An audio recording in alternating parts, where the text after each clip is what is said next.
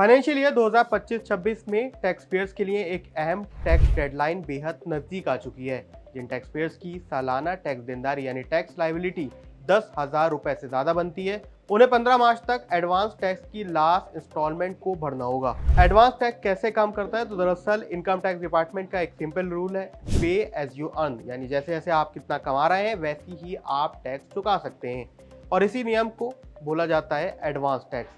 आमतौर पर साल खत्म होने के बाद आईटीआर फाइल करते समय टैक्स भरते हैं, लेकिन सरकार का मानना है कि अगर आपकी टैक्स लायबिलिटी एक लिमिट से ज़्यादा है, जो कि 10,000 से ज़्यादा है, तो आप साल खत्म होने का इंतजार ना करें।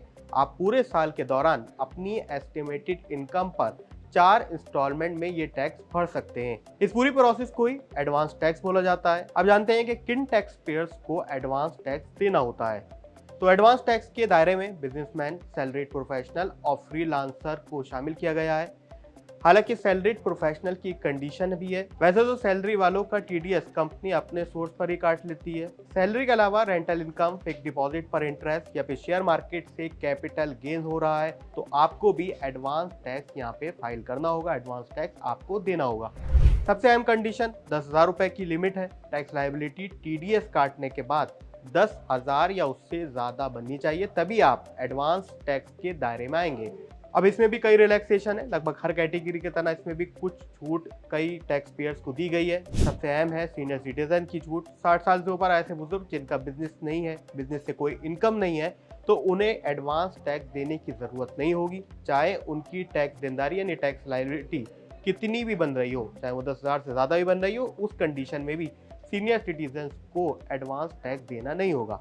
एडवांस टैक्स का सबसे अहम नियम है कि ये एक साथ आपको पे नहीं करना होता है। इसकी 4 इंस्टॉलमेंट यानी 4 टाइम पीरियड बने हुए होते हैं। आयकर विभाग ने पूरे साल के दौरान एडवांस टैक्स चुकाने के लिए एक साफ स्ट्रक्चर को तैयार किया है। इसे एक साल के दौरान 4 किश्तों में बांटा गया है, जिससे टैक्स पेयर्स पर फाइनेंशियल दबाव बेहद कम हो सके। सबसे पहली लिमिट जो आती है 5 जून की आती है। इसमें कुल एस्टिमेटेड टैक्स लायबिलिटी यानी जितनी आपकी टैक्स लायबिलिटी बन रही है, यानी जितनी आपकी टैक्स लायबिलिटी बन रही है उसका कम से कम 15% हिस्सा 5 जून तक जमा करना होता है। इसके बाद दूसरी किस्त का मौका आता है, वो है 5 सितंबर तक। इसमें आपको कुल टैक्स का 45% यानी पहले का 15 और इस इंस्टॉलमेंट का करीब 30% यह आपको जमा करना होगा। इसके बाद 15 दिसंबर की इंस्टॉलमेंट है। इसमें टैक्स का करीब 75% हिस्सा आपको जमा करना होगा। फाइनली आती है 15 मार्च की लिमिट, जो अगले कुछ दिनों में आने वाली है।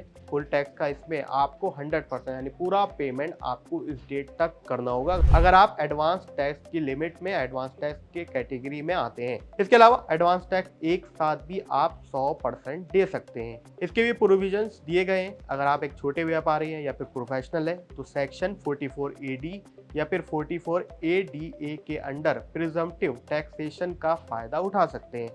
इसमें आपको काफ़ी रिलैक्सेशन मिलेगा। अगर आप 4 किस्तें याद रखने की ज़रूरत नहीं होगी, आपको हर टाइम पीरियड पर, हर इंस्टॉलमेंट पर एक साथ फिक्स अमाउंट नहीं देना होगा। इस कंडीशन में आप एक साथ 15 मार्च यानी जो लास्ट इंस्टॉलमेंट की डेट होगी उसमें एक साथ 100% एडवांस टैक्स जमा कर सकते हैं। अब आते हैं उस हिस्से पर जिससे आपकी जेब ज़्यादा ढीली हो सकती है, यानी अगर आप ये टैक्स नहीं भरते हैं तो आपको पेनल्टी का सामना करना पड़ सकता है। तो इसमें आपको 2 तरीके के इंटरेस्ट देने पड़ सकते हैं, यानी पेनल्टी के ऊपर आपको अलग से पैसा देना पड़ सकता है। अगर आप हर क्वार्टर में, यानी जितनी भी आपकी तय लिमिट है, हर इंस्टॉलमेंट में तय प्रतिशत यानी 15, 45, 75 और 100% के हिसाब से अपना एडवांस टैक्स जमा नहीं करते हैं, तो आपको शॉर्टफॉल अमाउंट पर 1% पर मंथ के हिसाब से अलग से इंटरेस्ट भी देना होगा। अगर फाइनेंशियल ईयर खत्म होने के बाद यानी 31 मार्च तक भी आप अपनी कुल टैक्स देनदारी का कम से कम 90% जमा नहीं करते, तो 1 अप्रैल से 1% पर मंथ का इंटरेस्ट भी आप पर लग जाएगा।